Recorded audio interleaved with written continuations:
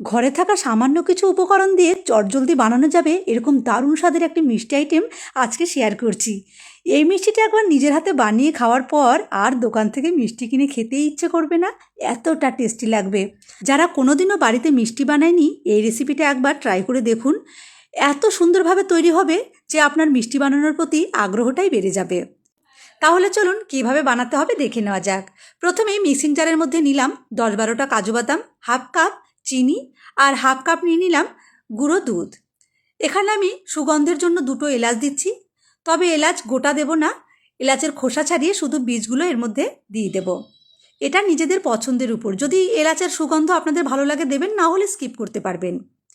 এইবারে আমি এখানে দেখুন নিয়েছি 200 গ্রাম পনির হাত দিয়ে ছোট ছোট টুকরো করে ভেঙে মিক্সিং জারের মধ্যে দিয়ে দেব। আর পনিরের জায়গায় কিন্তু ছানাও দেয়া যাবে, ছানা দিলে ছানা থেকে খুব ভালো করে জল ঝরিয়ে তারপর দিতে হবে। এইবারে 1 কাপ তরল দুধ দিয়ে মিক্সিটা ঘুরিয়ে সুন্দর একটি মিশ্রণ তৈরি করে নিলাম। তো এই মিশ্রণটা রেডি করে আমি সাইডে রেখে দেব। এখন যে পাত্রটার মধ্যে আমি মিষ্টি সেট করব সেই পাত্রটাও এক্ষুনি রেডি করে রাখবো, তাহলে সুবিধা হবে। তো দেখুন আমি পাত্রটার তলা মাপ করে একটি কাগজ কেটে রেখেছি, সেই কাগজটা বসিয়ে সামান্য একটু ঘি ব্রাশ করে দিলাম। একটুখানি তেল বা ঘি ব্রাশ করে দিলে সন্দেশ তৈরি হবার পর পাত্রের গায়ে আটকাবে না, খুব সহজেই বের করে নেওয়া যাবে। অল্প একটু পেস্তা কুচি আর কয়েকটা জাফরান দিয়ে সাজিয়ে রাখছি, এতে মিষ্টিগুলো দেখতে কিন্তু খুব ভালো লাগবে। তাহলে সব কিছু আমি রেডি করে নিলাম, এইবারে মিষ্টি তৈরি করে নেব। তো যে মিশ্রণটা আমি মিক্সিং জারে আগে রেডি করেছিলাম সম্পূর্ণটাই কড়াইয়ে ঢেলে দিয়েছি। এখন গ্যাসের ফ্লেম মিডিয়ামে রেখে অনবরত নাড়াচাড়া করে জাল করব। এই মিষ্টিটা খুব সহজেই তৈরি হয়ে যায়, আর কিন্তু বেশি কিছু করতে হবে না, শুধু জাল করে করে ঘন করে নিতে হবে।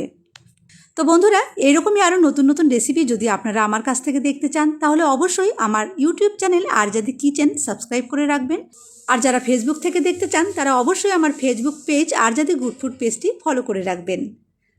তো দেখুন অনবরত নাড়াচাড়া করছি যেন কড়াই লেগে না যায়, খুব তাড়াতাড়ি ঘন হয়ে যাবে। যেহেতু কাজু বাদাম আর গুঁড়ো দুধ দেওয়া আছে তাই মোটামুটি 5 মিনিটের মধ্যেই দেখবেন যে একদম ঘন হয়ে যাবে। একটুখানি ঘন হবার পর 2 চামচ মতো ঘি দিয়ে দিলাম। এবারে আর কিছু না, শুধু নাড়াচাড়া করে সব কিছু একসঙ্গে মিশিয়ে নিতে হবে। মেশাতে মেশাতেই দেখবেন যে আরও একটু ঘন হয়ে আসবে। তো দেখুন মোটামুটি 8 থেকে 10 মিনিট আমি নাড়াচাড়া করে জাল করেছি। এখন মিশ্রণটা কিন্তু অনেক ঘন হয়ে এসেছে আর রঙটাও খুব সুন্দর হয়েছে। আর জাল করার প্রয়োজন নেই, এরকম নরম থাকতেই নামিয়ে নেব, এর থেকে বেশি শুকনো করব না। গ্যাসের ফ্লেমটা বন্ধ করে ঝটপট আমি যে পাত্রটা রেডি করেছিলাম সেই পাত্রের মধ্যে সম্পূর্ণ মিশ্রণ ঢেলে উপরটা খুন্তির সাহায্যে খুব ভালো করে মসৃণ করে দিলাম। গরম থাকতে কিন্তু এই কাজগুলো করে নিতে হবে।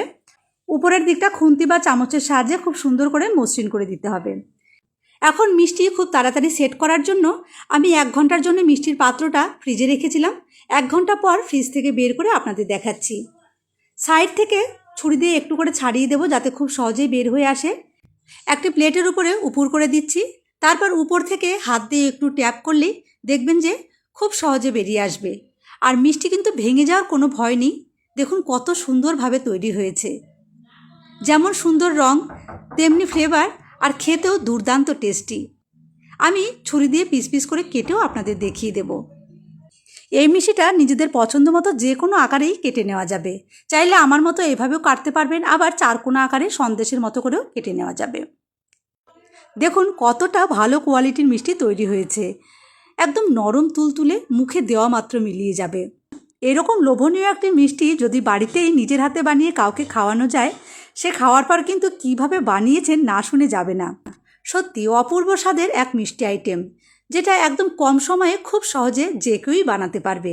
আমি সম্পূর্ণ মিষ্টি এইভাবে পিস পিস করে কেটে প্লেটে সাজিয়ে দিয়েছি। দেখতে তো জাস্ট অসাধারণ লাগছে। তো একটা আমি আপনাদের ভেঙে দেখাচ্ছি ভেতরটা কেমন হয়েছে। একদম সফট, মুখে দেওয়া মাত্র মিলিয়ে যাবে। দেখেই বুঝতে পারছেন কত সুন্দর মিষ্টি তৈরি হয়েছে। দোকানের মিষ্টির থেকেও এটা খেতে বেশি টেস্টি লাগবে। তো বন্ধুরা, আশা করি আজকের এই সহজ পদ্ধতির মিষ্টির রেসিপি আপনাদের কাজে আসবে। ইচ্ছে করলে আপনারা বাড়িতে এইভাবে মিষ্টি বানিয়ে প্রিয়জনকে মিষ্টিমুখ করাতে পারবেন। তাহলে আজকের এই মিষ্টির রেসিপিটা আপনাদের কেমন লাগলো অবশ্যই কমেন্ট করে জানাবেন। যদি ভালো লাগে একটা শেয়ার করে সবাইকে দেখার সুযোগ করে দেবেন। আমি তাহলে আজ আসি, ধন্যবাদ।